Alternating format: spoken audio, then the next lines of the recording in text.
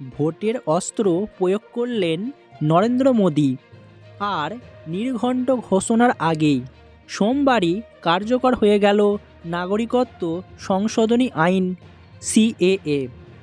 সেই সঙ্গে উঠে এলো যোগ্য সঙ্গতকারী প্রশ্নটি, এরপর কি এনআরসির আগমন?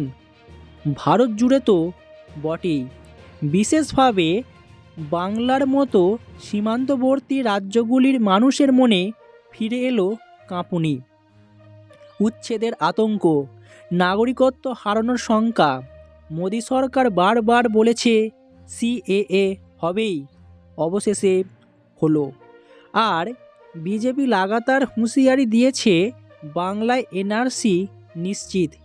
তাহলে কি এনআরসি স্রেফ সময়ের অপেক্ষা?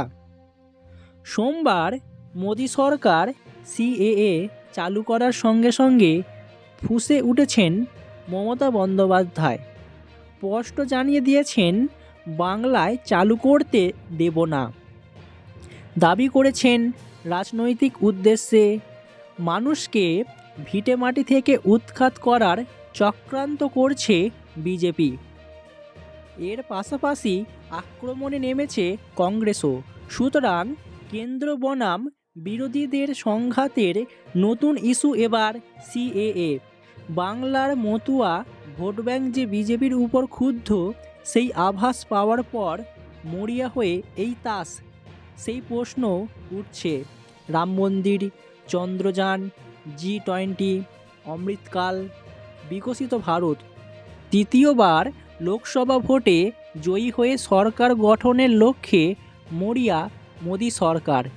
তিনি নিজের মুখে 400 পার বললেও নিজেই যেন আত্মবিশ্বাসী হতে পারছেন না। অতএব শেষ অস্ত্র তিনি প্রয়োগ করলেন। বিতর্কিত সিটিজেনশিপ অ্যামেন্ডমেন্ট অ্যাক্ট কার্যকর করলেন আমাদের প্রধানমন্ত্রী নরেন্দ্র মোদী। সোমবার বিজ্ঞপ্তি জারি করে বিধি তৈরির কথা ঘোষণা করল তাঁর সরকার।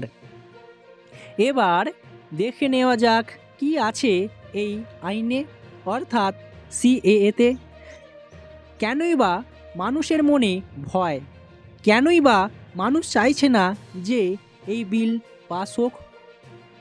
আফগানিস্তান, পাকিস্তান, বাংলাদেশে ধর্মীয় অত্যাচারের শিকার যে হিন্দু, শিখ, জৈন, বৌদ্ধ, পার্সি এবং খ্রিস্টান সম্প্রদায়ভুক্তরা ভারতে চলে আসতে বাধ্য হয়েছেন, তাদের দেওয়া হবে নাগরিকত্ব। তবে সময়সীমা 2024 সালের 31শে ডিসেম্বর। তারপর যারা এসেছেন তারা শুধুই অনুপ্রবেশকারী। 2019 সাল থেকে এই আইনের উদ্দেশ্য নিয়ে বিরোধী এবং নাগরিক সমাজের বিভিন্ন সংগঠনের সঙ্গে মোদী সরকারের সংঘাত তীব্র আকার নিয়েছে। পুলিশের সঙ্গে সংঘর্ষে দেশজুড়ে শতাধিক মৃত্যু হয়েছে।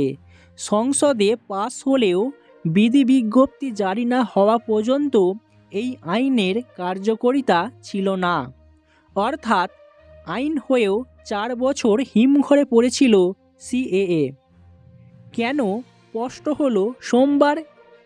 2024 সালের ভোটের মুখে চালু করে এই আইনকে টাটকা ইস্যু হিসেবে ব্যবহারই ছিল বিজেপির লক্ষ্য। সিএএ পোর্টালে নাম নথিভুক্ত করে ঘোষণা করতে হবে কে কবে ওই সব দেশ থেকে এসেছেন। কোনো নথি পেশ করতে হবে না। সোজা কথায় 2014 সালের 31শে ডিসেম্বর পর্যন্ত বাংলাদেশ, পাকিস্তান, আফগানিস্তান থেকে যে অমুসলিমরা ভারতে এসেছেন তাঁরা আর অনুপ্রবেশকারী নন, ভারতীয় নাগরিক। আবারও বলছি, সোজা কথায় 2014 সালের 31শে ডিসেম্বর পর্যন্ত বাংলাদেশ, পাকিস্তান, আফগানিস্তান থেকে যে অমুসলিমরা ভারতে এসেছেন তাঁরা আর অনুপ্রবেশকারী নন, ভারতীয় নাগরিক। যদিও মমতা বন্দ্যোপাধ্যায় বলেছেন উদ্বাস্তু হিসেবে আসার পর বহু বছর ধরে যারা ভারতীয় নাগরিক তাদেরকেই আবার নাগরিকত্ব নিতে হবে? এটা কি তামাশা? তার বক্তব্য বা সাফ কথা, নির্বাচনের আগে কোনো অশান্তি চাই না, তবে বাংলার মানুষকে কথা দিচ্ছি এনআরসির নামে ছলনা করে যদি অধিকার কেড়ে নিতে চায় আমরা রুখে দাঁড়াবো। মমতা বন্দ্যোপাধ্যায় সহ সব বিরোধীর বক্তব্য একটাই, সিএএ আসলে কৌশলে ভারতের সংখ্যালঘুদের বিরুদ্ধে চক্রান্ত, তাদের চাপে রাখতে এবং নাগরিকত্ব প্রমাণ করার দায় চাপিয়ে দেওয়ার পরিকল্পনা। বিস্ফোরক মন্তব্যটি করেছেন কংগ্রেস নেতা জয়রাম রমেশ। বলেছেন, লোকসভা ভোটে মূলত অসম এবং বাংলায় বিভাজনের রাজনীতি উস্কে দিতে এই সিদ্ধান্ত।